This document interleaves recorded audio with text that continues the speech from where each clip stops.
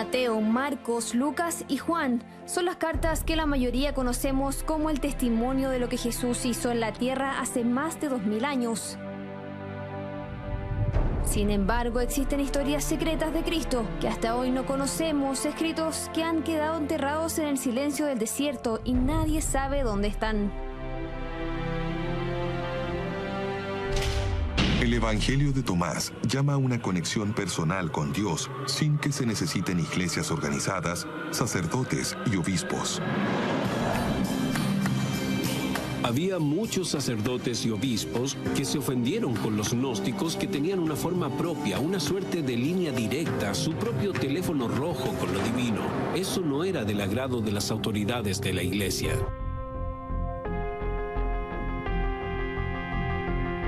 En 1945 se descubrieron en el pueblo de Nag Hammadi, en Egipto, unas vasijas de greda que contenían valiosos evangelios sobre las enseñanzas de Jesús. ¿Por qué estos escritos no son reconocidos por la Iglesia Católica?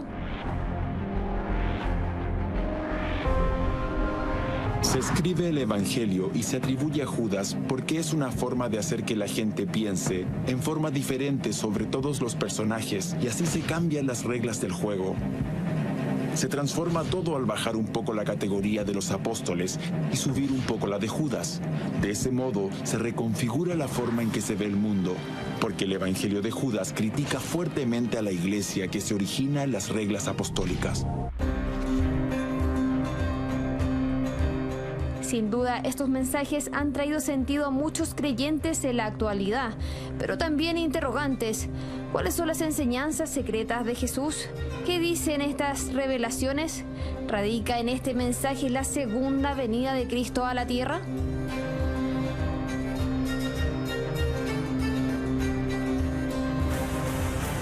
¿Qué escondían aquellas vasijas? Textos prohibidos y perdidos, no reconocidos por el Vaticano, porque al parecer varios de los dichos de Jesús podrían poner en jaque el poder tremendo de la Iglesia Católica. Es lo que iremos descubriendo hoy junto a Dr. File. Como primera pregunta, ¿dónde, cuándo y cómo se descubren estos textos y qué comienza a cambiar a partir de su traducción, ¿no? de su comprensión? Mira, de alguna forma la cristiandad cambia en 1945, que fue el año en que por casualidad dos campesinos egipcios se acercaron a unas grutas perdidas que habían cerca del pueblo de Nag Hammadi y encontraron unas vasijas de greda que contenían en su interior los llamados manuscritos del mar, los manuscritos gnósticos, los evangelios gnósticos, que eran 52 ejemplares en papiro escrito y que guardaban 52 rollos físicamente. Sí, efectivamente, 52 rollos. También había una traducción, por cierto, de la República de Platón entre todos estos evangelios, pero que de alguna forma este hallazgo en ese momento dado cambió la historia de la cristiandad, porque habla de aquellos evangelios perdidos, aquellos evangelios que no solamente ponen en jaque la fe de la iglesia, la creencia de la iglesia, sino que la iglesia también los persiguió. Fueron perseguidos aquellas personas que los profesaban en su momento dado, sobre todo después del concilio de Nicea. Recordemos que el concilio de Nicea del 325, convocado por el emperador Constantino, y en ese concilio el genio bíblico reconoce solamente 4 de más de 30, de muchísimos evangelios que estaban circulando sobre las enseñanzas de Cristo. De tal modo de que después de ese concilio, el gnosticismo, este movimiento que guarda estos evangelios, fue perseguido. Las personas, los gnósticos que profesaban estas enseñanzas, fueron torturados, fueron lanzados por los acantilados para abajo, muertos. Y por casualidad y por prácticamente una revelación, se encontraron en estos evangelios en 1945. Da la sensación que, claro, son perseguidos. Ya iremos entendiendo cuál era la relevancia de estos textos y el peligro que podían generar para la iglesia. Pero ¿quiénes los escribieron? ¿Quién o quiénes estaban detrás de estos papiros perdidos? Bueno, hay más de 52 evangelios que se encuentran ahí escritos relacionados con las enseñanzas de Jesús. Para efectos de nuestro episodio de hoy día hemos tomado algunos, básicamente 4 evangelios. Los más relevantes. Son los que están los más cercanos, pero primero el evangelio de Tomás. Y uno tiene que decir una cosa, porque cuando uno habla de la datación de los evangelios, Marcos, Mateo, Lucas y Juan son los de la Biblia. Marcos es el más tardío, es decir, se data aproximadamente entre el año 60 después de Cristo, el evangelio de Marcos. Pero el evangelio de Tomás, según los eruditos que lo tradujeron, está datado en el año 50, es decir, 10 años antes. 10 años antes. Claro que hay expertos que los sitúan desde el año 50 hasta el 150. Lo mismo sucede con los otros evangelios. Hay un margen muy Hay un amplio. margen, pero el más tardío es el de Tomás, según lo que uno sabe. Después viene Marcos, Mateos, Lucas y Juan, todos de fines del siglo I al siglo II. Después viene el evangelio de Felipe, que vamos a tomarlo, que también es... Después viene el de María Magdalena. Y después también viene un escrito que se llama La sabiduría de Jesucristo. Todos datan más o menos del año 100 al 150, siglo II. El de María Magdalena. También, pues, que es otro de estos evangelios que se encontraron y que los tenemos aquí, en nuestras manos. Por eso, me gustaría señalar que yo no busco esconder mi aprecio por estas joyas de la Escritura universal. Yo las aprecio. Un gran mundo católico las perseguirá y las persiguió, pero yo las aprecio desde lo más profundo de mi ser, porque son joyas de la literatura. Entonces, cuando uno ve esto, uno se da cuenta que prácticamente es una nueva revelación. Es como que si una parte de Jesús que no se conoció durante 1700 años vuelve a la vida de alguna forma, porque recuerda el concilio de Nicea. El concilio de Nicea prácticamente cercenó la imagen completa de Jesús y dijo que desde ese momento en adelante solamente los 4 evangelios canónicos iban a ser la verdadera imagen de Jesús. Hasta el día de hoy. Hasta el día de hoy. Entonces, cuando uno se da cuenta que debieron pasar 1700 años para este descubrimiento quizá marca esta época de verdad, esta época de una nueva revelación que estamos viviendo, Ignacio. Por lo tanto, es muy relevante. Ahora, desde mi punto de vista, la imagen de Jesús se enriquece, no se empobrece, porque durante los primeros 300 años de la cristiandad, después de la aparición de Jesús en la tierra, estos evangelios se enseñaron y fueron muy influyentes en Siria y en muchas otras partes, de aquel mundo. Yo no aguanto más el enigma. Cristian, me gustaría que pudiésemos desentrañar estos papiros secretos a través quizás de la primera gran enseñanza de Jesús descrita en estos textos. ¿Dónde está Dios? Y es bueno señalar primero que lo que vamos a hablar son las palabras de Jesús. Y uno va a ser en este caso el mensajero de estas palabras. Lo primero es la llamada de atención, porque él decía, ojo, el que encuentre la interpretación de estos dichos no gustará de la muerte y vivirá por siempre. Por lo tanto, la última respuesta a toda pregunta está en los amigos en casa. Son los amigos que tienen que interpretar esto que vamos a leer y vamos a conversar en esta noche. Y así comienza Jesús. El que tenga oídos, que oiga. Y el que busca, que no cese en su búsqueda. Y sobre Dios dice lo siguiente: si vuestros guías miran al cielo y dicen el reino, es decir, Dios está en el cielo, Jesús dice, bueno, si es así, los pájaros os precederán, estarán antes los pájaros que uno. Si los guías dicen que el reino, que Dios está en los mares, pues los peces os precederán. Jesús dice, pero el reino, es decir, Dios, está dentro de vosotros y está afuera de vosotros. Eso es categórico. O sea, mientras el Vaticano, mientras la tradición que conocemos hasta el día de hoy nos dice que Dios está en el cielo, estos textos secretos son interpretados de manera súper clara, siento yo, señalando que Dios está en el interior de cada uno. Y afuera. Es como la conciencia universal. ¿Te acuerdas que veíamos que la conciencia de alguna forma está en todas partes? Eso es lo que dice esta enseñanza, que tú puedes encontrar a la divinidad en tu interior. Hay que conocerse a uno mismo, pero también afuera.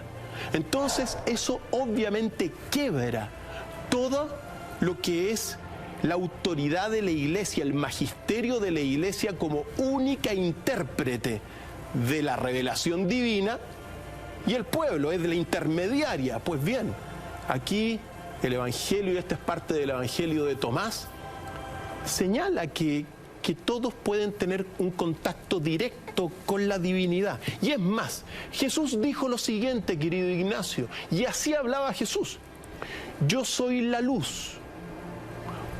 Ojo, cuando Jesús habla de la luz es la divinidad pura. Mente e inteligencia unidos, hombre y mujer unidos, la mente que es masculina y la inteligencia que es femenina unidos.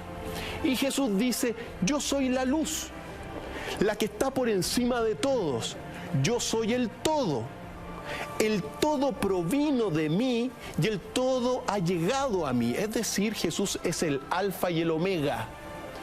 Pero dice aquí lo siguiente, llegad a un madero, yo estoy allí.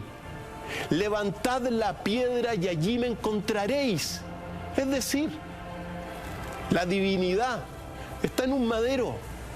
La divinidad está debajo de una piedra, Ignacio. Es similar a lo que vimos de la conciencia universal de los experimentos de Masaru Emoto, cuando uno en un mineral observa una maravillosa, armonía natural en forma de hexágono. Es decir, en cualquier parte tú puedes encontrar a la divinidad. No en las catedrales majestuosas, no en las iglesias. No solamente ahí, en cualquier parte. Lo que pasa es que las iglesias han monopolizado y prácticamente la casa de Dios han sido las iglesias, las catedrales, las pagodas. Entonces, claro, la gente va a estos monumentos, a estos templos, como el único lugar donde uno podría tener este contacto divino. Este contacto, como siendo este templo como una suerte de mediador, ¿no? Efectivamente. ¿Y qué es lo que sucede? Salen del templo y se olvidan de la divinidad. Pues esta enseñanza es muy distinta y también la va reflejando en parábolas. Recordemos que las parábolas son pequeñas narraciones que tienen una enseñanza. Paréntesis, Cristian, entonces el Vaticano al prohibir estos textos o al no darles validez, vigencia, ¿qué es lo que está buscando?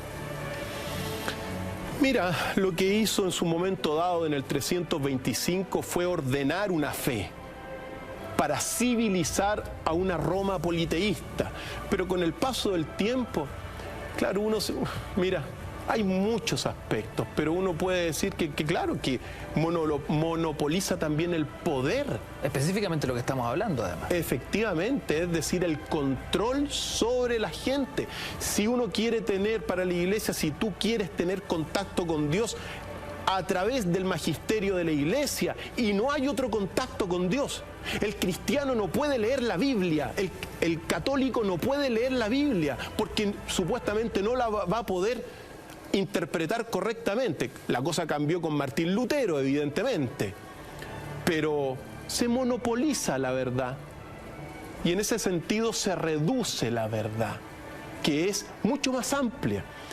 Fíjate tú lo que dicen algunas parábolas sobre el reino, para que, explicado bastante de una forma muy didáctica. Dice: el reino del Padre se asemeja a una mujer que cogió un poco de levadura, la escondió en la masa e hizo unos grandes panes.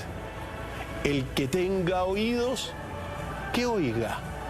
Es decir, la divinidad, que es la levadura, por así decirlo, está mezclado con la masa del pan. Es decir, el mismo concepto. Tú puedes encontrar la divinidad mezclada con la masa del pan. Está en todas partes. No está solamente en una institución. Palabras de Jesús. Fantástico, querido Ignacio. Otra parábola en este sentido, con esta misma visión. Dice: el reino es semejante a una mujer que llevaba una jarra llena de harina. Mientras andaba por un camino largo, las asas se quebraron. La harina se fue vaciando en el camino. Ella no lo sabía, pues no había notado molestia. Al entrar en su casa, puso la jarra en el suelo y la encontró vacía. Es decir, la harina, que vendría a ser la divinidad, Dios, está distribuida por todo el camino, Ignacio. ¿Qué día vendrá Dios? Una gran interrogante, una eterna interrogante, diría yo, Dr. File. Bueno, muchos esperan la segunda venida de Jesús a la tierra. Y Jesús dijo lo que dijo, pues. ¿Qué dice la Biblia y qué dicen estos textos prohibidos? La Biblia dice que Jesús va a venir al final del Armagedón, o sea, antes, al final de los tiempos, en el Apocalipsis. Digamos, después de la gran tribulación, viene Jesús a la tierra. Es decir, estos son los tiempos para la interpretación mayoritaria de la venida de Jesús a la tierra. Pues bien, ¿qué es lo que dice Jesús sobre cuándo vendrá Dios? Y dice: no vendrá.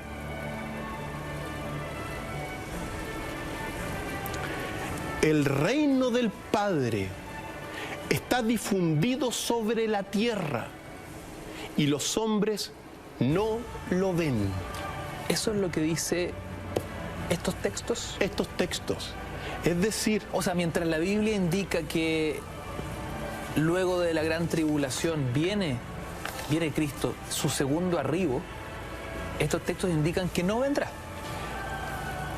Que Dios está anclado en la tierra, pero que la gente no lo ve. Y lo que viene, claro, vienen sus mensajeros, pero no es que cuando viene el mensajero solamente se aparece Dios en la tierra, sino que Dios está en la tierra y está en todas partes. Levanta un madero, yo estoy ahí. Por lo tanto, es muy relevante. Ahora, la gente no lo ve, porque en realidad, si uno saca las conclusiones, si realmente el mundo viera a Dios en la tierra, no habrían muertes por hambre, no habrían guerras, no habrían mayores padecimientos, habría justicia, no tendríamos la política que tenemos. Pero la gente no lo ve. Y eso es muy relevante, porque para esta versión y para esta visión y estas palabras de Jesús, Jesús está en todas partes y la gente pasa y no lo ve. ¡Qué increíble! ¿Qué piensas tú de eso? ¿La gente lo ve o no lo ve? Yo creo que no lo ve. No lo ve. En otra parte dice Jesús: ¿por qué laváis el exterior de la copa? ¿No entendéis que el que fabricó el interior de la copa también fabricó el exterior de la copa? ¿No entendéis dónde está Dios?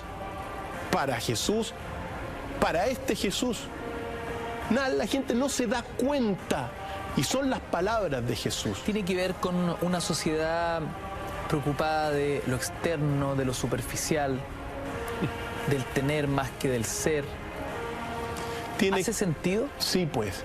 Y eso tiene que ver con cuál es la madre de todos los males de la sociedad actual, en palabras de Jesús. ¿Cuál es el peor de los males de esta sociedad? Porque para la iglesia lo peor que existe es el diablo, pues. Y ahí metido también Judas. Eso es lo peor que existe. Pero para Jesús, para este Jesús oculto, el peor de los males de este mundo es la ignorancia. Así hablaba Jesús. La ignorancia es la madre de todos los males. La ignorancia desemboca en la muerte, pues los que proceden de la ignorancia ni fueron, ni son, ni serán.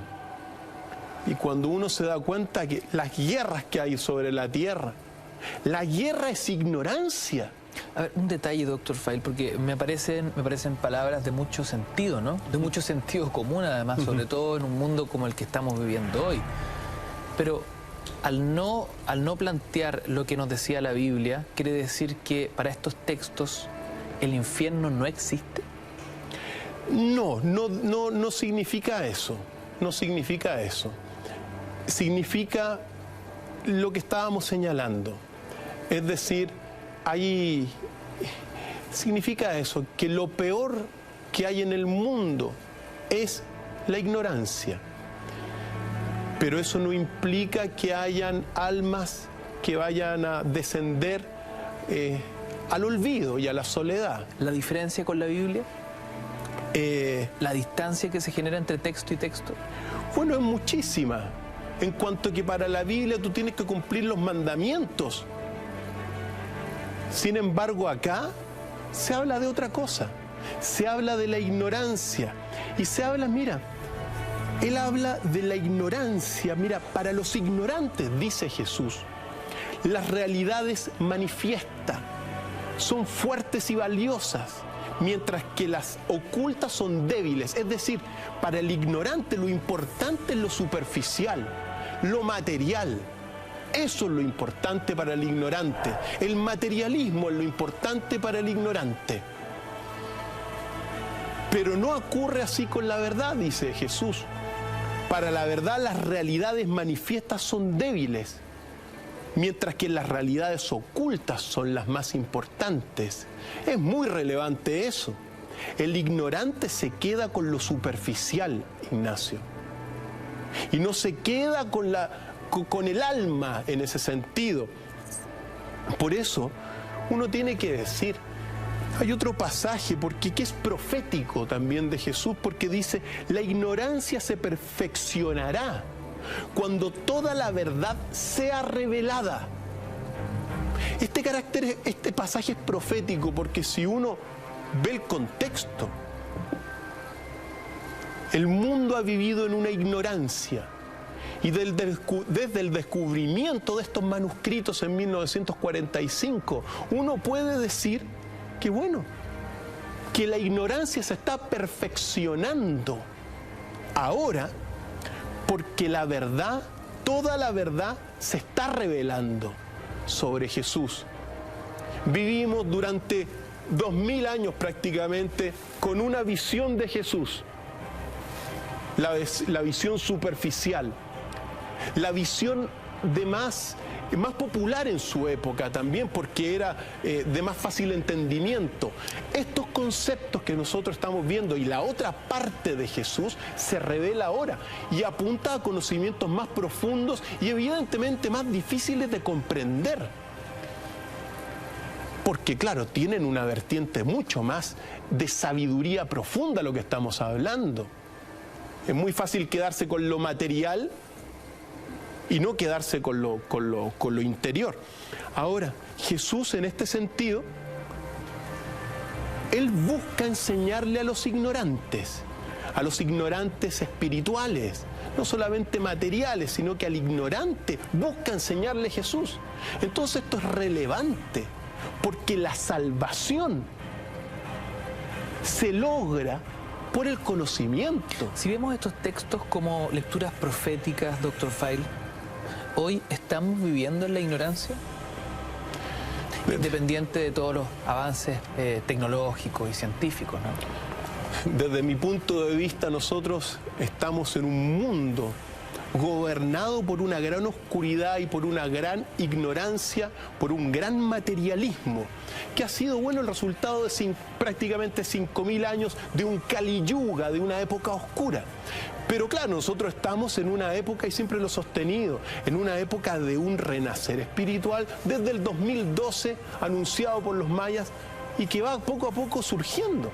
Es decir, mira, estos textos, yo los comencé a leer cuando, las primeras traducciones con Elian Pagels, después aparecieron otros grandes traductores que vale la pena mencionarlos, como Schmidt, como Schenke, como Antonio Piñeiro, como Francisco García Bazán, y también como Joseph, como está verdaderamente en una nueva revelación. Insólita. Y por eso también es un gran desafío para todo el mundo cristiano. Un mundo cristiano que se ha quedado durante mucho tiempo con una versión de la realidad nomás, pues.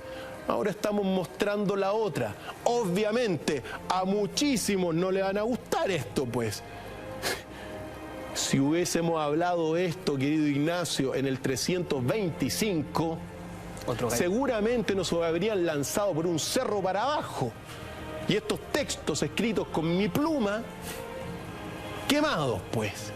Pero afortunadamente estamos en un nuevo tiempo, Ignacio. Así que vale la pena recordar esas cosas porque dice Jesús, la verdad da libertad.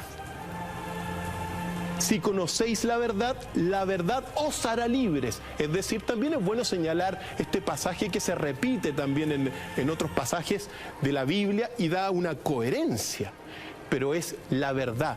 Muy importante, el conocimiento de la verdad y la búsqueda de la verdad va a significar tu salvación.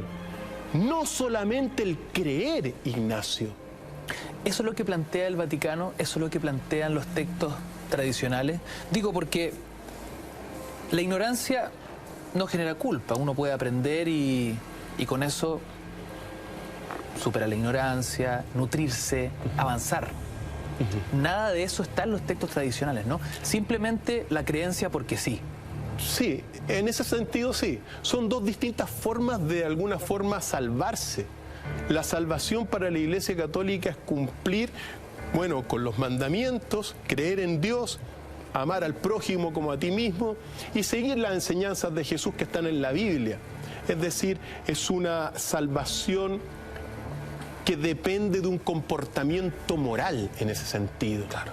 Pero lo que señala esta visión oculta de Jesús es que tú te salvas por la búsqueda de la verdad, por el conocimiento, por la sabiduría, no por necesariamente cumplir una norma moral. Cumplir una norma moral tiene mucho que ver con la culpa al no estar a la altura de esa enseñanza o de esos códigos morales, ¿no?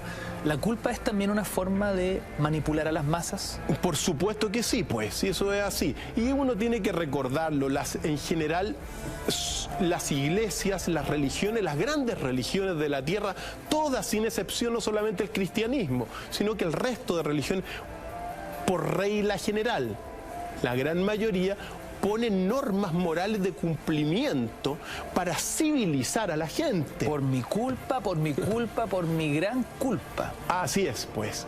Entonces sirve eso. Y como te digo, uno tiene que entender, digamos, el valor de las grandes religiones que sirvieron para ordenar un mundo, que sirvieron para civilizar a sociedades muy ignorantes, bárbaras también, dándole estos códigos éticos de comportamiento. Ha cumplido esa función positiva también. Efectivamente, pero a costa también de la verdad. La verdad que ahora nosotros estamos conociendo y que responde esto a un mundo completamente distinto. Desde cuando uno observa que uno puede hablar estas cosas, bueno, gracias a estos descubrimientos, se da cuenta que está en un mundo muy distinto a los de los siglos anteriores. Por eso es importante. Y eso tiene que ver también con que Jesús guardaba estos misterios en su tiempo. Jesús de alguna forma tenía como dos grandes visiones. Una visión muy pública y esta que estamos conociendo que estaba reservada para los iniciados, es decir, para aquellos seguidores que estaban un poco más preparados en las letras, en la escritura, en la palabra, en la filosofía. Tú no le puedes enseñar, como dice Jesús, no le puedes dar perlas a los cerdos, porque puede ser que los utilicen como alimentos.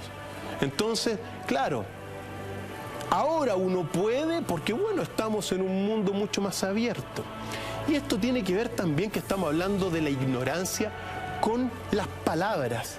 Porque, ¿qué son las palabras, Ignacio? Piensa tú qué son las palabras. Piensa tú que todo el mundo cristiano se sustenta en la palabra de Cristo que está escrita en la Biblia.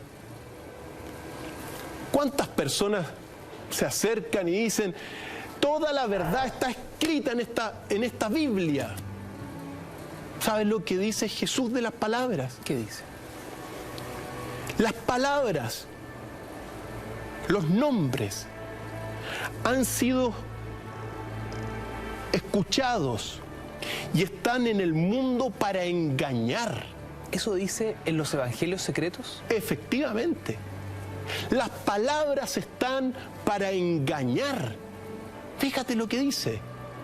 ¿Cuál es el sentido? ¿A qué se refiere? Y a lo que apunta otros. Así hablaba Jesús, Ignacio.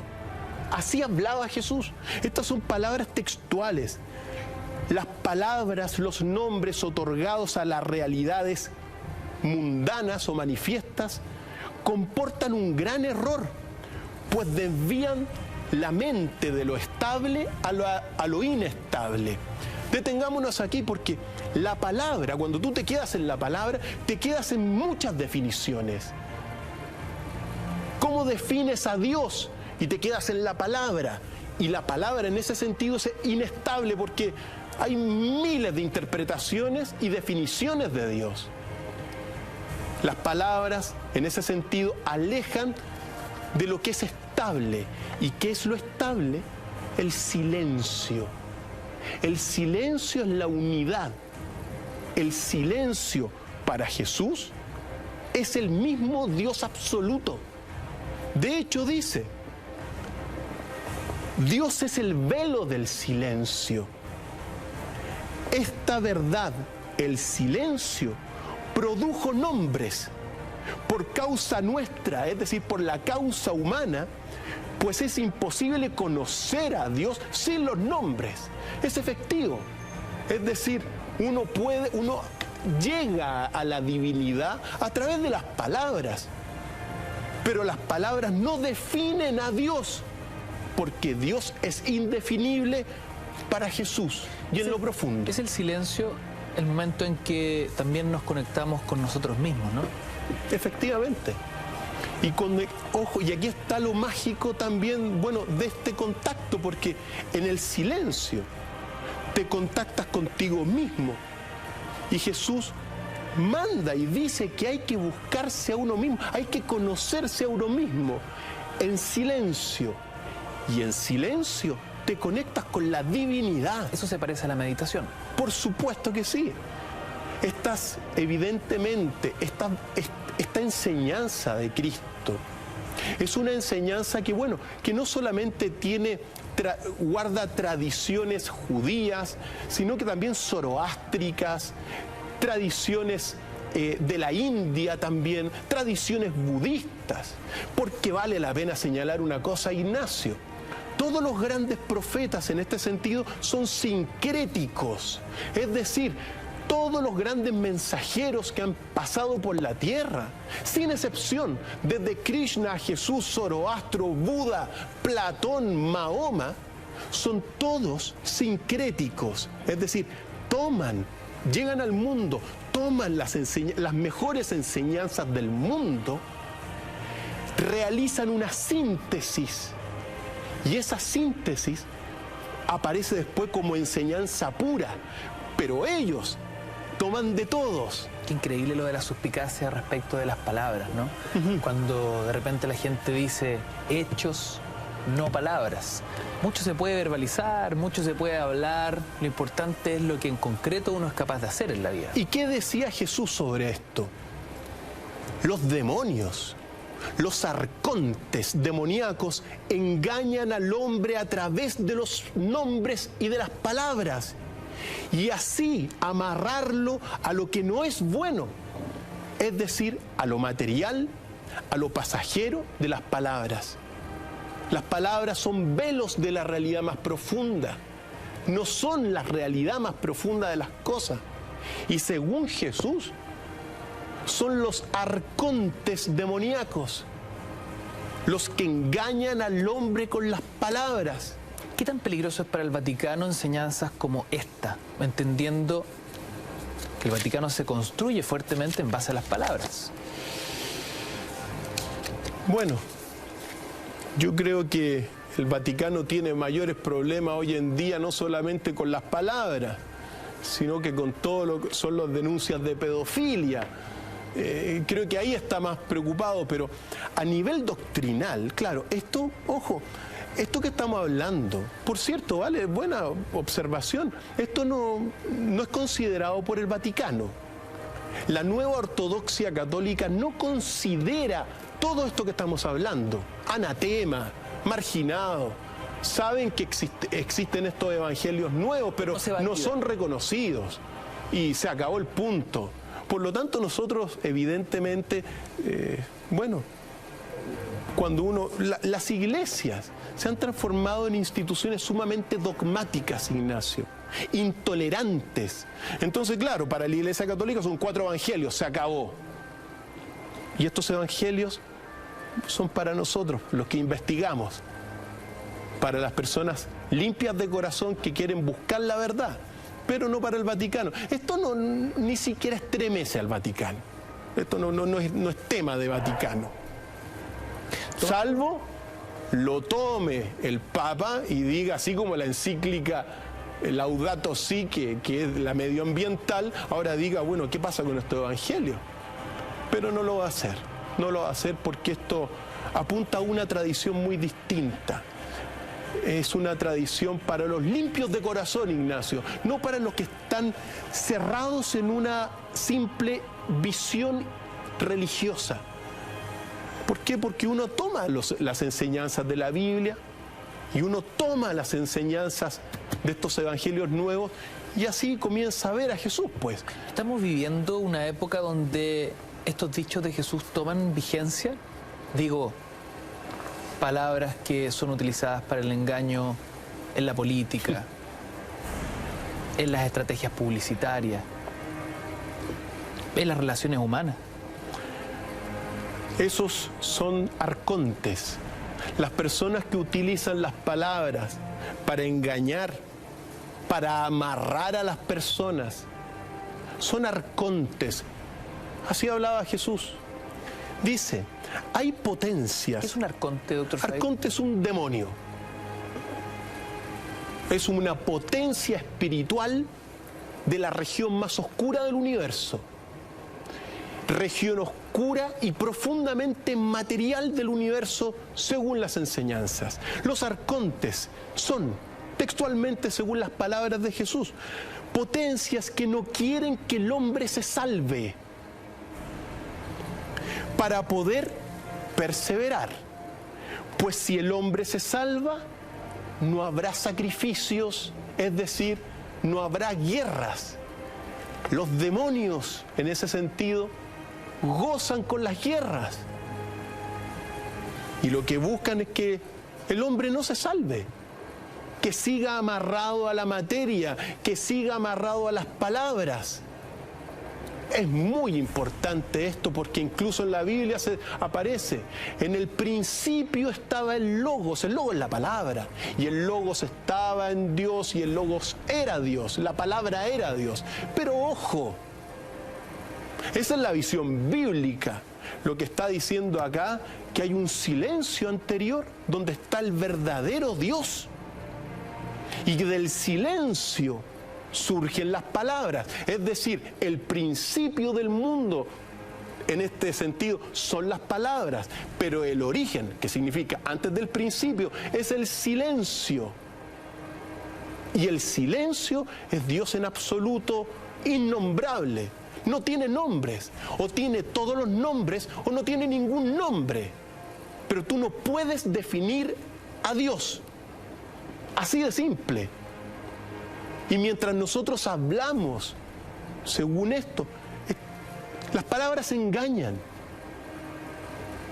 Fantástico, querido Ignacio. Doctor Fail, cuando revisamos los textos tradicionales, los textos bíblicos, la tradición en general, hablamos siempre del bien, el mal, de Dios, el demonio. ¿Qué nos dicen estos textos perdidos y prohibidos frente a esta figura? Estas son claves de la sabiduría sobre los opuestos, porque uno tiene que decir que la Biblia es tremendamente dualista, pues. Es decir, existe el bien y el mal. Si usted no cumple, no respeta las leyes, los códigos que están en la Biblia, actúa mal. Y está el demonio y está Dios.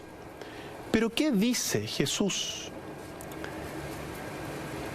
Así hablaba Jesús, y el que tenga oídos para oír, queridos amigos, que oiga. La luz y la tiniebla, la vida y la muerte, los de la derecha y los de la izquierda son hermanos entre sí.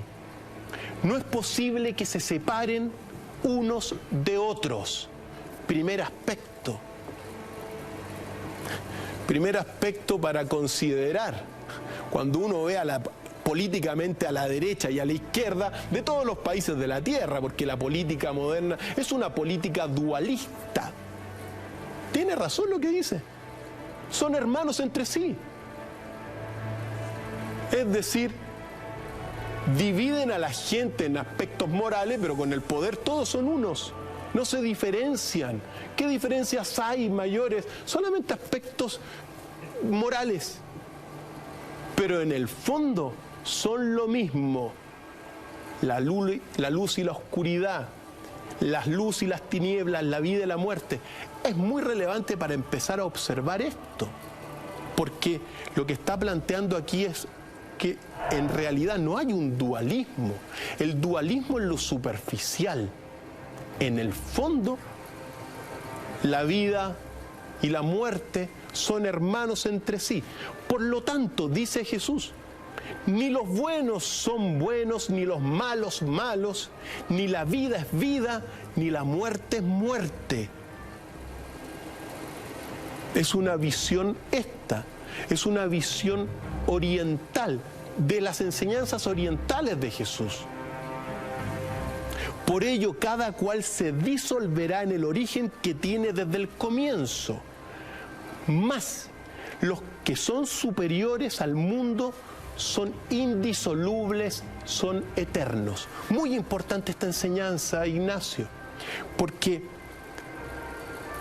el mundo superficial es un mundo aparentemente dualista, pero en lo profundo no hay dualismo.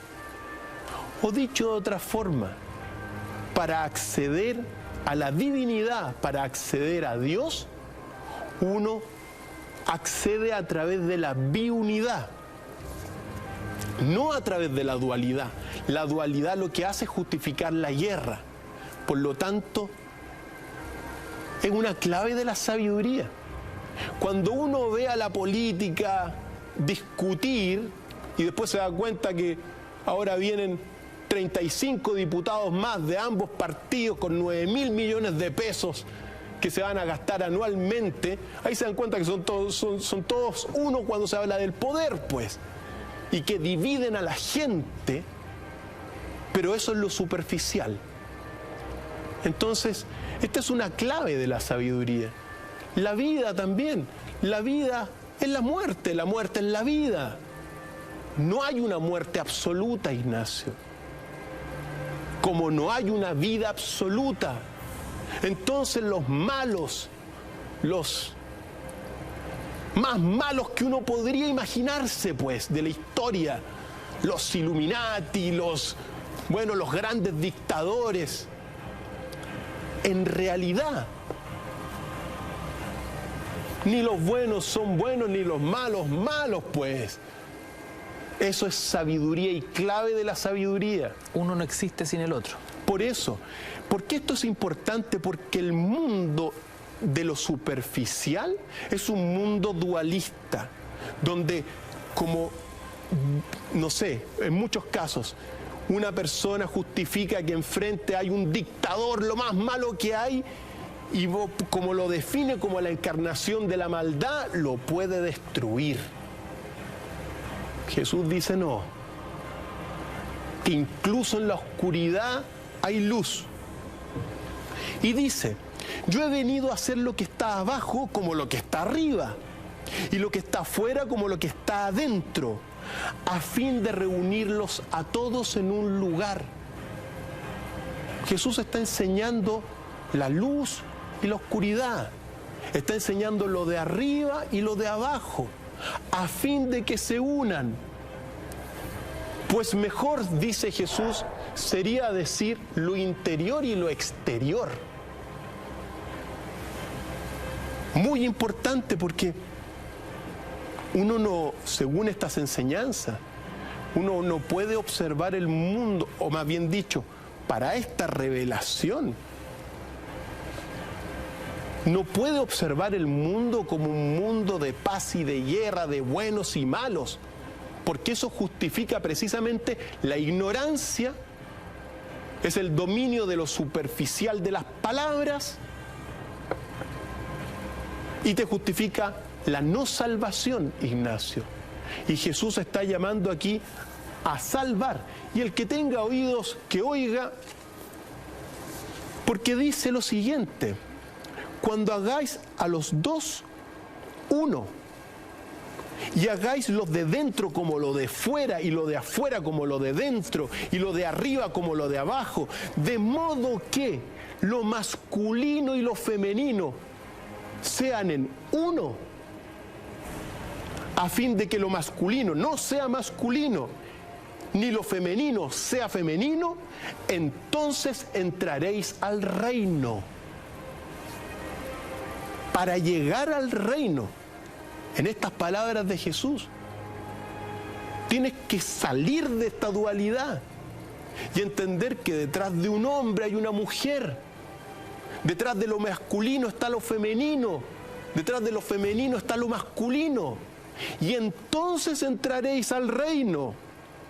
Pero si tú te quedas en que unos son los buenos y los otros son los malos, que unos son las mujeres y que los otros son los hombres, estás en el mundo velado, en el mundo de la materia, de lo aparente. ¿Por qué esto es lo aparente, pues, Ignacio? Yo te miro a ti y veo una imagen material aparentemente masculina, pero en lo profundo también tienes mucho de tu mamá, ¿o no? Habría que preguntarle. Lo mismo que uno.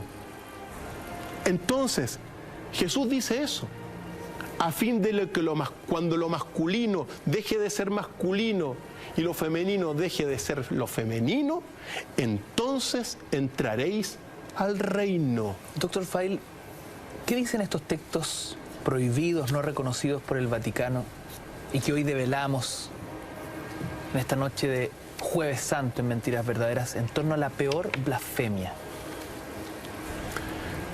Y comparativamente con la Biblia, ¿qué reflexión podemos hacer? Mira, muchos de estos textos, Ignacio, lo que tienen también es la originalidad del lenguaje como hablaba Jesús. Desconocido, obviamente.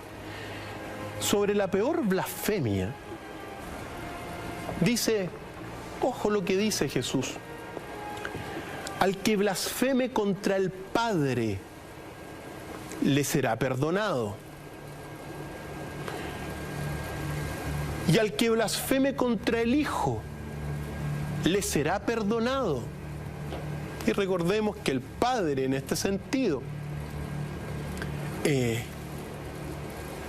Padre es la biunidad, mente e inteligencia. Eso es lo que se refiere. El que blasfeme contra eso, le será perdonado. El Hijo es Jesús. A Jesús lo llamaron charlatán, lo llamaron blasfemo. Y entre otras cosas, lo injuriaron. Pero incluso a ellos que lo injuriaron, que lo llamaron charlatán, van a ser perdonados.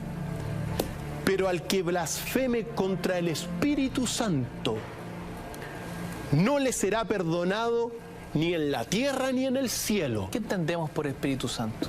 El Espíritu Santo es el neuma. El neuma es la energía divina original. La luz, por decirlo así, la luz original, la unidad, el mundo espiritual. La primera manifestación de este mundo espiritual, lo que se puede observar, el Dios manifiesto, es la luz en forma de inteligencia, epinoia, femenino, mujer y mente. Nous, masculino, hombre. Es decir, está el neuma original con el Espíritu Santo. Esa es la peor blasfemia. Esa es la... Según estos textos. Sí, esa es la energía. Después viene, importante, la biunidad. Dios en forma de Dios Padre, Dios Madre, el verdadero Dios manifiesto. Y en contraposición, ¿qué indica la Biblia en torno a la peor blasfemia? Habla también de algo parecido, es coherente, pero la Biblia no reconoce a este Dios Padre, Dios Madre, y habla de Dios Padre simplemente. En este sentido del principio, del Dios manifiesto, no habla del Dios del silencio, del Dios original, por decirlo así. El Espíritu Santo es el neuma. Es de alguna forma la energía de donde surge todo lo después. Y después viene el Hijo. Entonces, esto es tremendamente relevante porque de alguna forma se vive en una blasfemia, pues. Se vive confundiendo. De alguna forma, el mundo vive confundiendo al Dios original, al neuma, al Espíritu Santo, con un Dios manifiesto Padre simplemente. Eso, hay una confusión doctrinal y teológica profunda. Sin embargo, lo que dice Jesús es eso. Doctor Feil, hemos hablado de aspectos divinos, ¿no?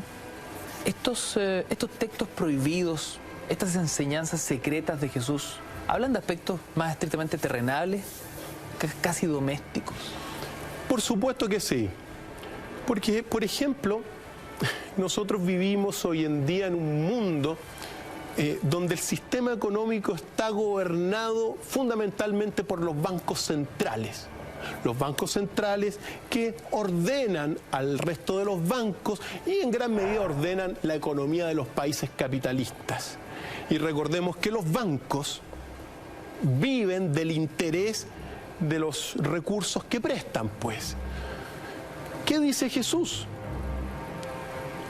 El que tenga oídos, que oiga, pues. Y dice,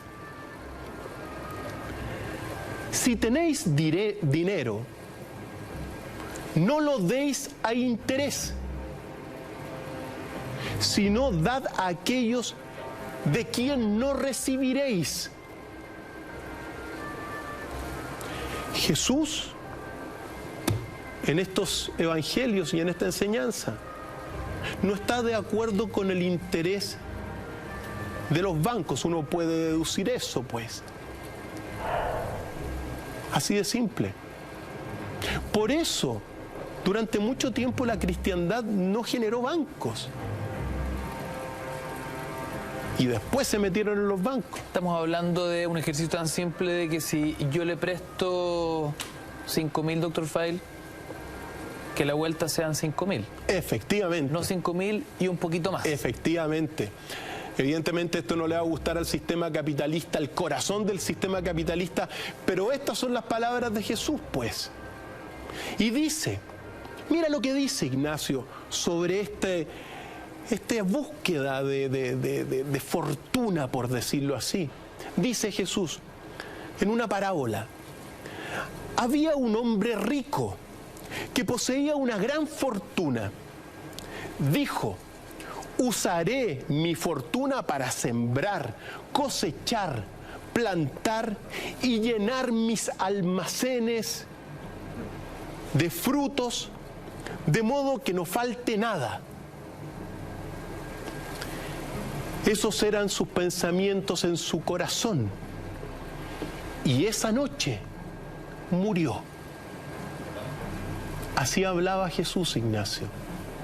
Es decir, ¿cuántas personas yo he conocido? Grandes magnates. Me acuerdo de uno en especial, que 2 días antes de morir dijo, me gustaría repartir más mi fortuna, porque durante toda la vida fue avaro, codicioso, egoísta, y acumuló, pero dijo eso, y a los 2 días murió, y yo no sé eso. Esos eran sus pensamientos en su corazón, y murió. Palabras de Jesús. Y dice Jesús sobre esto, y el que tiene algún poder, que renuncie. Wow. Qué difícil enseñanza esa para muchos, ¿no? Efectivamente. Pero son las enseñanzas de un gran profeta, pues. Enseñanza porque esto me hace acordar a Farca. Farca es el que, bueno, aquí entrega sin interés y a personas de quien no va a recibir interés a cambio. Así es, pues. Dr. File, respecto de este ejercicio bancario que discutíamos, el Vaticano tiene, dentro de sus inmensos recursos, ¿no?, mundialmente sabidos, ¿tiene sus propios bancos? ¿Dónde guarda su dinero? ¿Dónde maneja sus recursos? En el Banco Vaticano. El banco, mira, el Vaticano como institución es una institución que ha concentrado muchísimo poder, recursos económicos multibillonarios. Pero no es la única iglesia también. Muchísimas iglesias evangélicas, protestantes, son riquísimas, porque la religión ha sido un instrumento de poder también, de dominio. Entonces, uno ve mucho poder económico en las iglesias, pero Jesús dice otra cosa. Esto obviamente tampoco le va a gustar al Banco Vaticano, que estas palabras de Jesús, ni a los bancos suizos y otros tantos bancos, pero bueno, son lo que decía y así hablaba Jesús. O sea, ese Banco del Vaticano opera de la misma forma que los bancos centrales del modelo capitalista. Por supuesto que sí. Hoy. Por supuesto que sí. Opera exactamente igual. Todo banco opera igual que todos los bancos. Sea del Vaticano o no. Sí, sea del Vaticano o no. Todos viven del interés. Por eso ven como la plata se reproduce como si tuviese vida. Imagínate si uno tiene plata, te presto 5.000, me devuelve 5.500, no, mejor 6.000, ¿ya? Y yo veo que por tu trabajo se comienza a reproducir sola, pues. Sí, claro. Entonces la plata tiene vida para los bancos. Y esa vida se la da el trabajo humano, pues. Ese es tu trabajo que a mí me va a asignar. Pero yo no hago nada, pues. Los bancos viven muy bien en ese sentido. Los dueños de los bancos viven muy bien. ¿Cómo opera financieramente el Vaticano se contradice con estas escrituras ocultas? Por supuesto que sí. Son más para Por supuesto que sí. echarles tierra encima. Jesús dijo, lo repito, si tenéis dinero, no lo deis a interés. Dad a aquellos de quien no recibiréis. Palabra de Jesús, palabra oculta de Jesús. Por eso quizás estuvo durante 1700 años también escondida, está oculta y guardada en las vasijas, en las grutas de Nag Hammadi, Ignacio. Doctor Fail, ¿qué dicen estos textos secretos sobre la vanidad? La vanidad. Mira, esto tiene que ver con todo lo que hemos hablado. Tiene que ver con el preocuparse de lo exterior, preocuparse de las palabras. Porque Jesús dijo textualmente, no os preocupéis de la mañana a la tarde y de la tarde a la mañana de lo que habéis de vestir. Y uno ve muchísimas personas preocupadas de la mañana a la tarde, de la tarde a la mañana, de cómo se van a ver. Eso es vanidad. Entonces, es ignorancia para Jesús, la vanidad. No quiere decir que no te preocupes, pero no puedes estar todo el rato preocupado de qué te vas a vestir. No puedes estar de la tarde a la mañana de qué zapato me voy a comprar, qué auto me voy a comprar, qué pantalón me voy a comprar. No puede estar preocupado el ser humano, según Jesús, simplemente de estar viendo cuándo viene la próxima moda. Eso es ignorancia. Amantes de lo superficial y muy lejos a las leyes de Dios en ese sentido. La iglesia monárquica, esa llena de ritos, trajes, alhajas, ¿contradice estas enseñanzas? Mira, hay algunas, siempre uno tiene que decir lo siguiente, que hay muchas iglesias y al interior de las iglesias hay distintas iglesias y evidentemente hay iglesias, digamos, por ejemplo, si uno habla de la mayoritaria católica, uno ve que dentro de la iglesia católica hay una iglesia de los buenos, los de corazón limpio, y la de los malos. Entonces, hay una iglesia, muchas iglesias también se preocupan simplemente de lo superficial, de la vanidad también, de los lujos. Es así, es así. El ser humano no ha entendido, por eso vale la pena recordar un pasaje de las palabras de Jesús cuando Él se autoproclama. ¿Por qué? Porque dice, y recordemos una cosa, todo gran profeta de la humanidad llega un momento en donde Él se revela, se autoproclama y dice, Jesús, me he mantenido en medio del mundo y me he manifestado a ellos en carne. Los he encontrado a todos ebrios. No he encontrado a ninguno de ellos sediento. Y mi alma se ha apenado por los hijos de los hombres, pues están ciegos de corazón y no ven claramente que han venido al mundo vacíos. Es muy importante esto, porque ya Jesús reconoce lo que uno reconoce hoy en día. Es decir, el mundo está ebrio de lo material, de lo sensual, de las comidas por todas partes. Veíamos la pandemia de obesidad. Eso también es parte de este mundo ebrio por los placeres sensuales, ya sea por adicción o por la gula, que es un pecado capital. Jesús dice, y están ciegos de corazón, y no los he encontrado a ninguno de ellos sediento. ¿Sediento de qué? Sediento de la enseñanza espiritual. El mundo está en el mundo de los sentidos. Pero dice, buscan de nuevo salir al mundo vacíos. Pero ahora están ebrios. Doctor Feil, ¿qué dicen estos textos ocultos que estamos desentrañando hoy en Mentiras Verdaderas sobre la construcción del hombre bueno, sus características? El hombre bueno. Jesús dice, hay una pequeña parábola que vale la pena señalar. No se cosechan racimos de los espinos, ni se cogen higos de la maleza, porque no dan frutos. Un hombre bueno saca algo bueno de su tesoro. Un hombre malo saca maldades de su mal tesoro, que está en su corazón. Y dice maldades porque la abundancia del corazón saca maldades.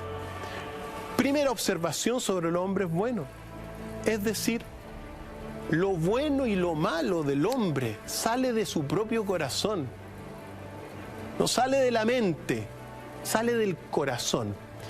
Y dice una parte muy importante acá. Desde Adán hasta Juan el Bautista, entre los nacidos de mujeres, no hay quien sea más alto que Juan el Bautista. Pero yo os digo, el que de vosotros se haga pequeño e inocente como un niño, conocerá el reino y será más alto que Juan el Bautista. Es decir, el hombre bueno tiene que ser inocente como un niño. O dicho de otra forma, en esa inocencia de las palomas está el camino para conocer al reino que es Dios. Y ser tan alto como Juan el Bautista. También es muy importante reconocer la figura de Juan el Bautista. Porque desde Adán, según las palabras de Jesús, no hay alguien más alto que Juan el Bautista. Y dice en otro pasaje Jesús, del Evangelio de Tomás, estos pequeños niños que maman de su madre son semejantes a los que entran en el reino. Hay que ser inocentes. Pero por otro lado, Ignacio, uno no puede pasar por esto y no hacer la reflexión necesaria con todos los escándalos de pedofilia. Porque según esto es uno de los peores pecados que hay. Son los niños el ejemplo de la inocencia que va a permitir la entrada al reino. ¿Y qué hacen los pedófilos? Se aprovechan de los niños, de la inocencia. Eso no tiene perdón de Dios. Por supuesto que condenamos cualquier tipo de exceso de un adulto en contra de un niño. Pero cuando hablamos de un sacerdote, estamos hablando de un delito aún más grave, porque es el abuso de poder en torno a las figuras sagradas, en torno a la culpa, en torno a las enseñanzas, como moneda de cambio para obtener lo que ese pervertido busca. Y creo que eso es muchísimo más grave. Efectivamente, Ignacio. Es algo imperdonable. Es algo que... Mira lo que dice, pero cuando uno se detiene en las palabras de Jesús ocultas y se da cuenta que en la inocencia de los niños está la clave para entrar en el reino.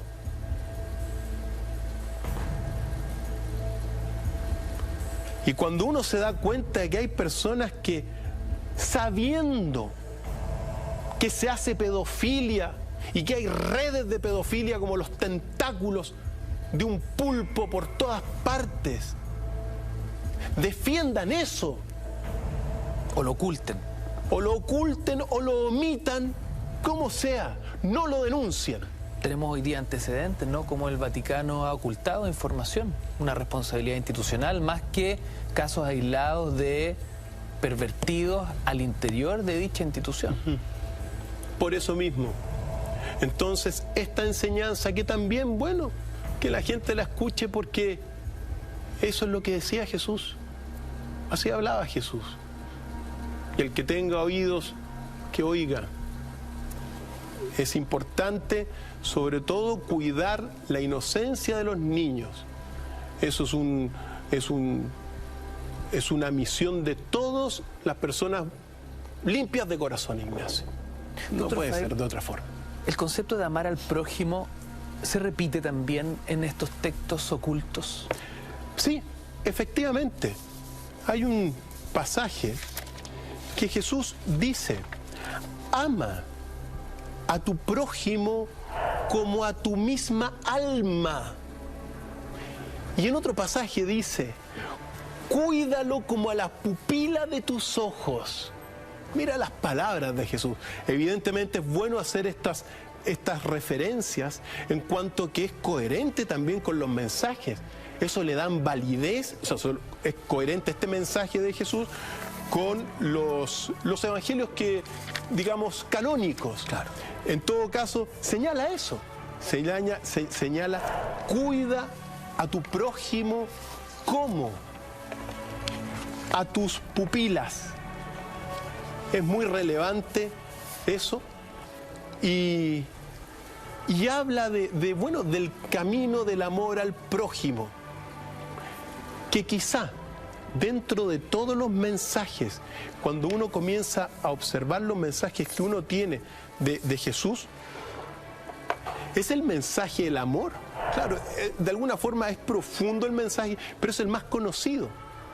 Por lo tanto, es un mensaje de amor el que también trae, pero de gran sabiduría, como lo hemos visto.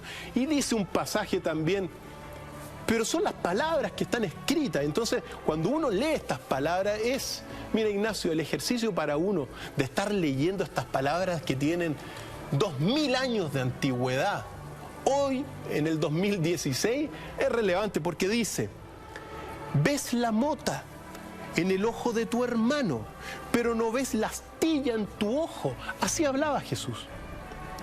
Cuando saques fuera la astilla de tu ojo, entonces verás claramente para sacar la mota del ojo de tu hermano.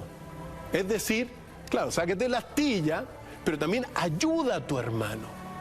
Y eso está enseñado por la religión. Y claro, cuando uno ve y observa estas enseñanzas, se da cuenta que el mundo es un mundo que ha olvidado las enseñanzas de Jesús, hasta en este aspecto de amar al prójimo. La gente no ama al prójimo. Por eso que cuando uno toma, por ejemplo, este pasaje de amar al prójimo y toma el pasaje, por ejemplo, también del interés de los bancos, uno se da cuenta que realmente después de 2000 años uno vive en un mundo anticristiano. Así de simple. No se ama mucho al prójimo y se está viviendo de los intereses. El corazón del sistema capitalista está esto del interés de los bancos. Mundo anticristiano, según las palabras del mismo Jesús. Doctor Fraile, ¿es el sistema capitalista un modelo anticristiano? Sí, completamente anticristiano. Eso hay que decirlo. Uno tiene que recordar al menos un par de principios conocidos por todo el mundo. La verdad, no tengáis miedo y la verdad os hará libres. Y esos dos principios, que si uno los suma a esto, vivimos en una sociedad donde se vive primero en el imperio de la mentira. Es un imperio de la mentira por todas partes, Ignacio, bajo el rasgo de los imitadores. Pero el poder, muy mentiroso, en consecuencia, anticristiano. Y cuando uno dice no tengáis miedo, el mundo te tira miedo por todas partes, una sociedad de puras noticias malas todo el tiempo. Entonces, al generar noticias malas, más miedo, más persecución, las líneas editoriales de la prensa llenas de cosas malas para generar miedo. Yo no tengo la más mínima duda de que se ha vivido en una sociedad que durante el último tiempo se ha transformado en profundamente anticristiana, desde siglos en todo caso, más de 500 años, profundamente anticristiana, y es así pues, es así nomás. le gusta a quien le guste y le disgusta a quien disguste, pero si uno comienza a observar, bueno, las palabras de Jesús están ahí, pero Él dice en una parte, dad lo de César a César, dad lo de Dios a Dios, y lo que es mío, dádmelo vosotros. ¿El Vaticano cuestiona este modelo capitalista o forma parte cómodamente de él? Mira, en este minuto el Vaticano forma parte del sistema capitalista gracias a su Banco Vaticano. Pero el resto de iglesias también, porque como van pidiendo limosna, van pidiendo las ofrendas, las iglesias protestantes, evangélicas, para financiarse, claro, van acumulando. Y no tienen la plata debajo del colchón, la meten en los bancos. Entonces se juega así dentro del sistema. El sistema es así. Pero uno tiene que recordar una cosa, y una reflexión profunda sobre este tema que tiene que ver con las palabras de Jesús que dicen: no es posible que un hombre monte 2 caballos, que tense 2 arcos, y no es posible que un siervo sirva a 2 señores, o bien honrará a uno y ofenderá al otro. Ningún hombre bebe vino añejo y enseguida desea beber vino nuevo. Es decir, en realidad, esta cosa de, por ejemplo, muchas personas ir a la iglesia, golpearse en el pecho, o ir a las diferentes iglesias del mundo para hacer un acto de contrición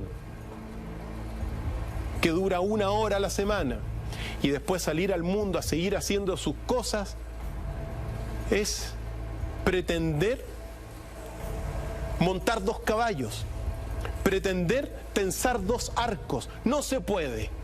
Y en realidad se venera uno.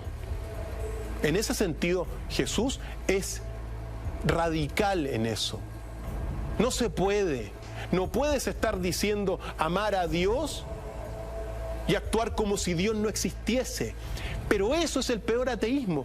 Recuerdo el Concilio Vaticano II, Concilio Social de la Iglesia, donde dice: el peor ateísmo hoy, en este mundo del siglo XX, no es el de aquella persona que se levanta y dice yo no creo en Dios, sino que el peor ateísmo de todos es de aquella persona que dice creer en Dios y actuar como si Dios no existiese. La gran mayoría, la iglesia de Pedro en ese sentido, es decir, pretender montar 2 caballos, pretender tensar 2 arcos. No se puede. Tener más de lo que necesitas, además. Así es. Y dice también en una parte: no mintáis. Otra parte muy relevante de esta reflexión. Es decir, primero no puede estar con 2 señores a la vez. Pero también dice Jesús: no mintáis, no hagáis lo que detestáis, pues todo queda descubierto al cielo. Porque no hay nada oculto que no sea revelado, y no hay nada revelado que se mantenga sin ser descubierto. Fantástico esto, porque esto me hace reflexionar, querido Ignacio, sobre el tiempo que estamos viviendo. Yo siempre lo he marcado desde el 2012 en adelante, que comenzó desde poquito una semilla espiritual, pero que estamos en momentos de verdad, de mayor revelación. Y dice pues, nada, porque no hay nada oculto que no sea revelado, y no hay nada velado que permanezca oculto. Y es lo que estamos viendo por todas partes en este año de alineación de la luz. Doctor File, hemos hablado de cómo estos textos ocultos hablan también de lo más terrenal, ¿no? Incluso de lo concreto y doméstico, como ese juicio a los bancos. ¿Qué dice en torno a los negociantes, los comerciantes?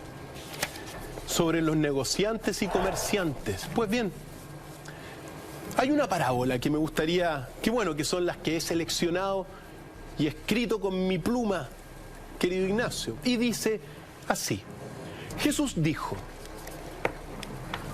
un hombre tenía huéspedes en su casa, y una vez preparada la cena, envió a su criado para que invitase a los huéspedes a la cena. El criado fue al primero y le dijo, mi señor te invita a la cena. Él dijo, tengo un asunto de dinero con comerciantes que vienen a la tarde por mí. Iré para darles órdenes, me excuso de la cena. El criado fue a otro huésped y le dijo, mi señor te invita.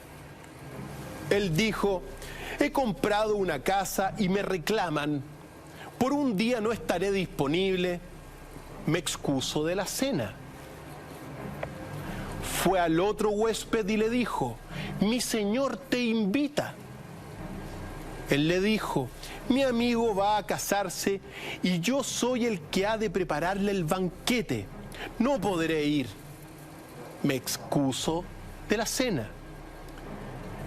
El criado fue al otro huésped y le dijo, mi señor te invita. Estas son palabras de Jesús enseñando, qué fantástico recordarlo. ¿Cómo pudo haber sido Jesús enseñando estas palabras? Y dijo, él le dijo, he comprado una finca y me voy a recibir las rentas. No podré ir a la cena, me excuso. Así fue el criado a su señor. Los que invitas a la cena se han excusado.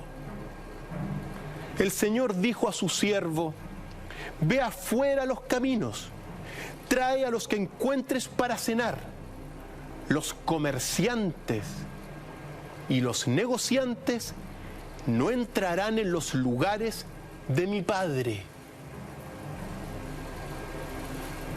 Así hablaba Jesús, Ignacio.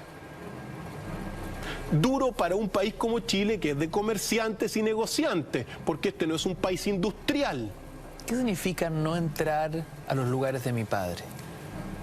No entrar al reino. Los comerciantes que se comportan bajo esta parábola de esa forma no entran al reino de Dios, Ignacio. ¿Por qué? Porque están preocupados de las rentas, de generar más intereses. Pero así es como lo enseña Jesús. Es increíble porque toda esta parábola recién descrita forma parte de textos, como ya lo hemos venido desentrañando durante parte importante del programa, textos ocultos, textos no reconocidos por el Vaticano, textos prohibidos que fueron descubiertos casualmente, un día cualquiera por un par de campesinos, como nos ha enseñado doctor Fael. Poder verbalizarlos acá al aire, todo un hallazgo esto. Un hallazgo y bueno, son señales de estos tiempos, Ignacio. Y siempre recordar, ya que lo mencionaste, ya ha pasado algo del programa, que son textos válidos a nivel de la historia. Recordemos que el texto de Tomás, el Evangelio de Tomás, data del año 50 aproximadamente, en sus estudios eruditos más tardíos. Recuerda que enseña, y enseña al ignorante, es decir, también le enseña a los negociantes, le enseña a los comerciantes. Pero Jesús, bueno, como todo gran filósofo, Jesús es duro. Jesús lleva a un límite sus enseñanzas para hacer reflexionar. Va a fondo. No se queda con medias tintas en ese sentido de que un poquito, mira, si, no, te lleva al fondo para hacer reflexionar. Pero estas palabras son las palabras del conocimiento que salvan, pues, según la tradición. Entonces, cuando una persona está, o cuando un país está solamente preocupado de los negocios, porque uno tiene que saber también que hoy día la economía, esta economía capitalista, se ha puesto en el corazón de las sociedades. Entonces todos están preocupados de la plata, pues. Todos están preocupados del negocio. Y Chile es un país de comercio, pues. De comercio y de negocios. Entonces, obviamente son reflexiones ocultas de Jesús, y el que tenga oídos para oír, que oiga, Ignacio. ¿Qué decir de aquellas iglesias que convierten la fe en un rentable negocio, además? Hay muchísimas de ellas, muchísimas de esas iglesias. ¿Cuántos reportajes hemos visto en torno al negocio de la fe? Por supuesto que sí. Entonces, bueno, frente a esas reflexiones, yo lo que vale la pena recordar, Ignacio, que se está en una época oscura, es verdad, pero también estamos en los primeros años de un despertar espiritual. Doctor Fail, cuando revisamos estos textos ocultos, ¿qué comparación podemos hacer con los textos tradicionales en torno a esta parábola que alude directamente a los también hay en los negociados? los textos bíblicos también está esta referencia a que es más difícil, según recuerdo, que un camello entre al reino de los... Claro, que es más fácil que un camello entre por el ojo de una aguja a que un rico en el reino de los cielos. Entonces, bueno... Ahí está clarito. Ahí está clarito. Son enseñanzas consistentes y que le van mostrando también la validad de estos textos. Por eso es importante reflejar, digamos, y observar todas estas enseñanzas, porque Jesús enseña todo esto de cuidarse de este mundo material. Hay un mundo espiritual. Ahora nosotros vivimos en un mundo que durante muchísimo tiempo solamente lo que ha importado es la materia.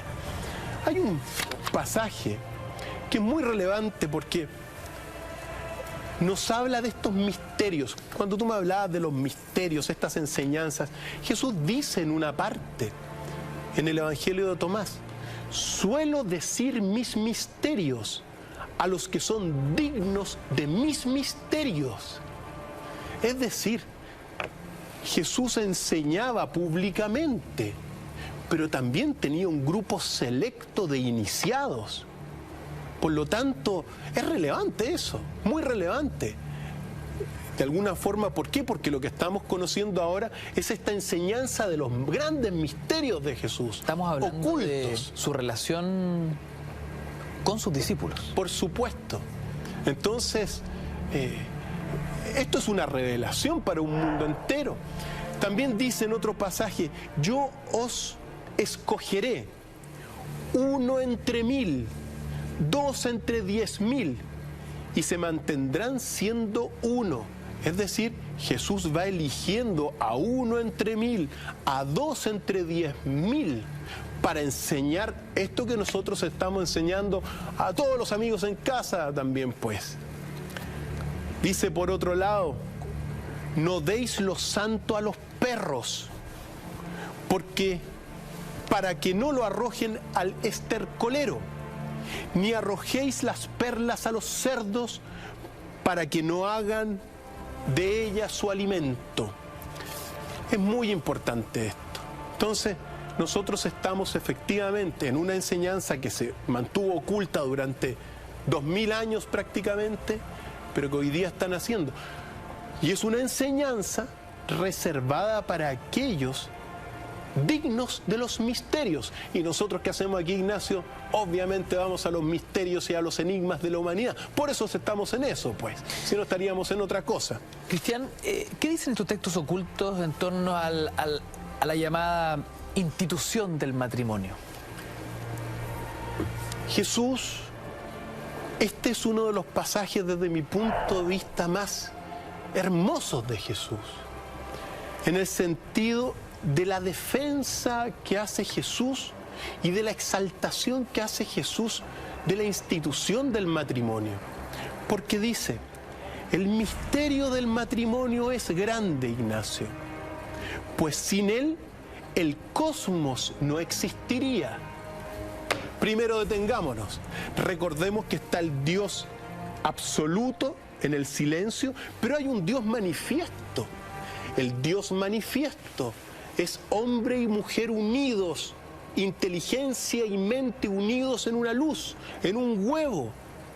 Y de ahí surge el cosmos, como el huevo cósmico de la ciencia. Es fantástico.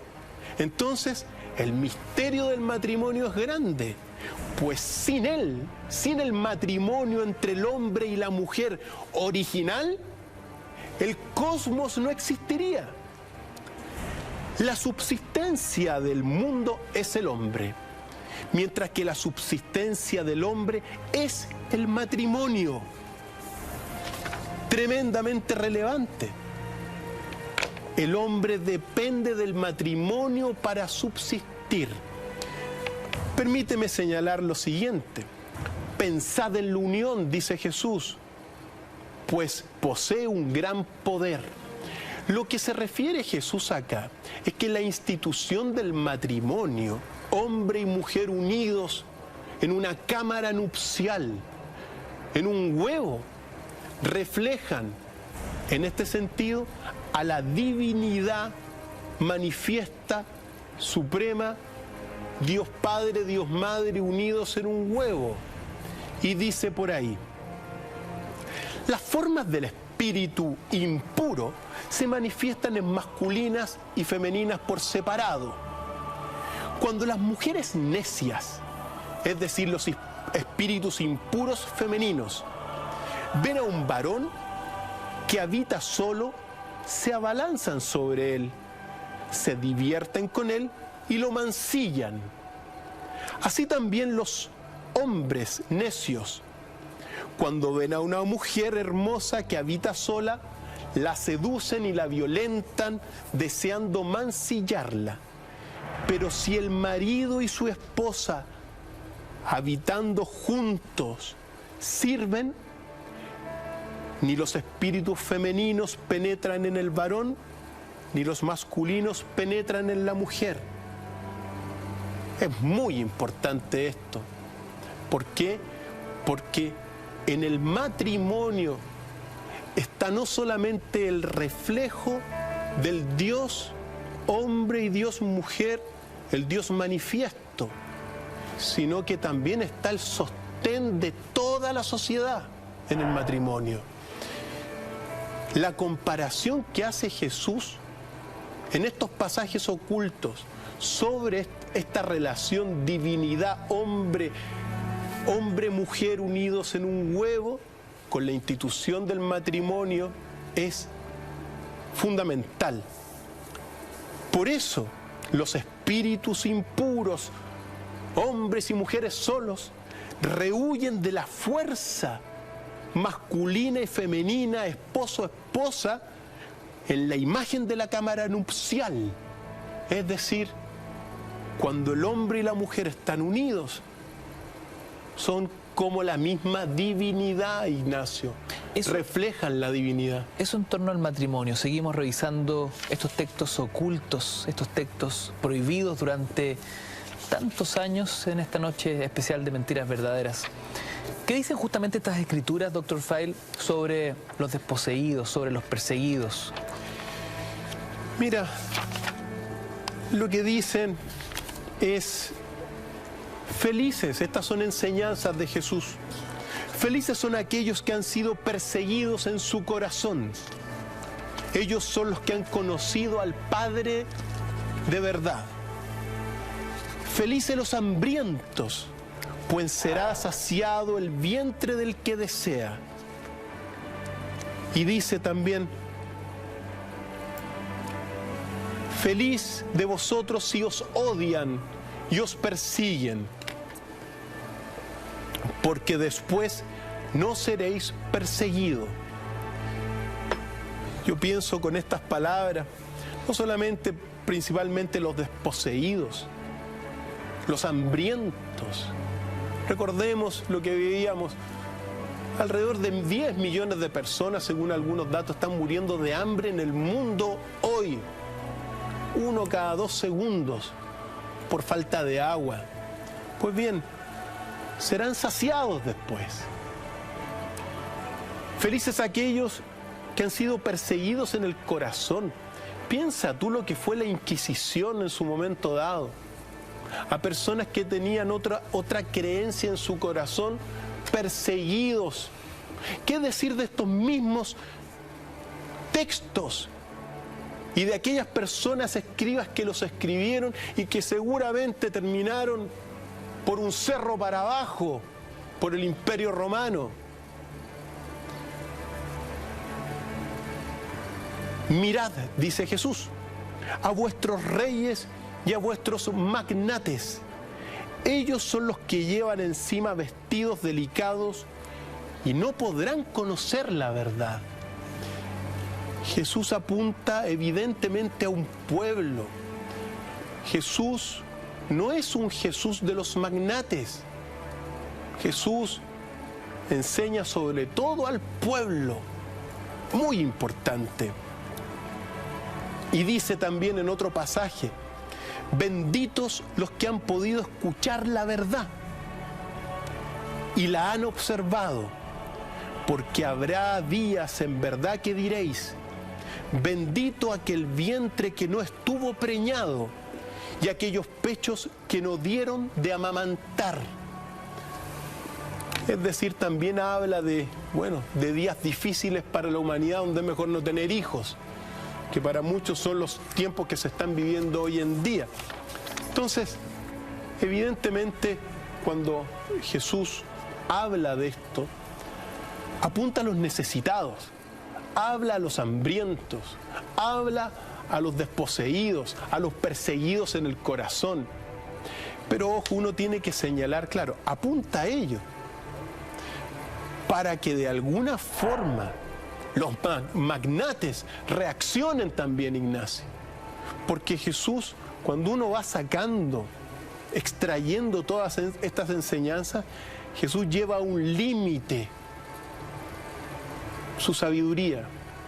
Jesús es un puente entre la divinidad y el hombre, así igual que los profetas. Dice por otro lado, felices sois los solitarios y los elegidos porque encontraréis el reino. El solitario está en silencio, pues. La mayor parte del día, cuando uno se va a los ermitaños, a los anacoretas, están en silencio, pues. Pues en silencio encontraréis el reino. El que tenga oídos para oír, que escuche. Doctor Fail, hemos conocido hoy estos textos reveladores. Insistimos, son textos ocultos, enseñanzas prohibidas, no reconocidas por el Vaticano, y que en torno a esta semana tan especial para el mundo cristiano, católico, sí que es relevante tener estos antecedentes sobre la mesa, ¿no? Esta información para ampliar el conocimiento. ¿Qué podemos ir resumiendo en torno a todo lo expuesto y aprendido?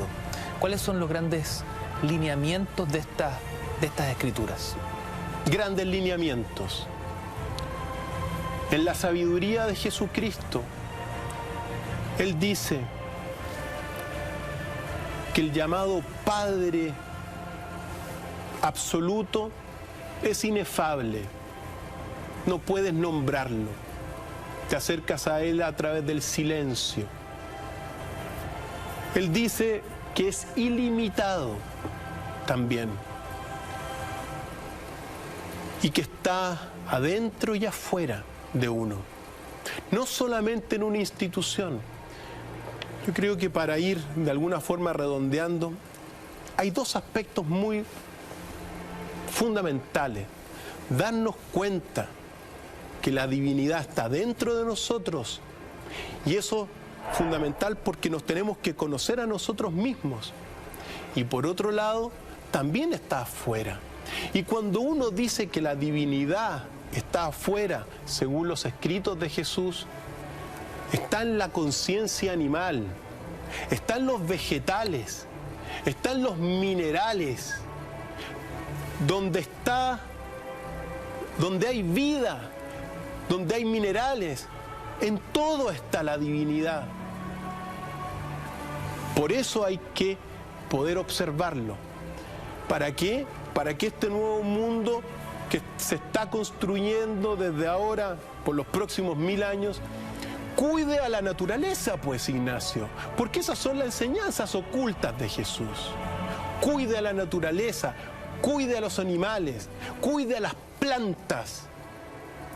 Y cuidando a las plantas donde está la divinidad, también cuídese uno mismo. Y lo otro, me gustaría señalar para finalizar, porque tenemos muchas otras cosas, pero sí hay algo bastante relevante que dijo Jesús.